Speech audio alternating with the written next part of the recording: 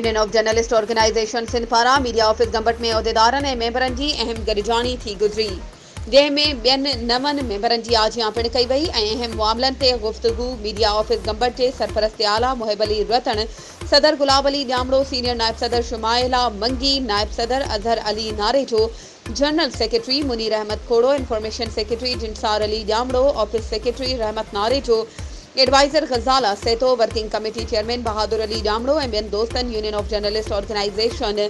सिंध जे मरकज़ी ऑर्गेनाइज़र सिकंदर अली मुग़ेरी, ज़वार मुजाहिद हुसैन मीराणी, लाड़काणो मरकज़ी ऑर्गेनाइज़र हाजिन कोरेजो, लाड़काणो समाजी इतिहाद सदर शेख हाफ़िज़ बशीर अहमद हुसैनी ऐं एडवोकेट सलमा मुश्ताक भुट्टो ऐं ॿियनि खे टोपी एट्रोक पाराए आजियां कई वई। वधीक ख़बरुनि ऐं अपडेट्स जे लाइ असांजे चैनल खे सब्सक्राइब कयो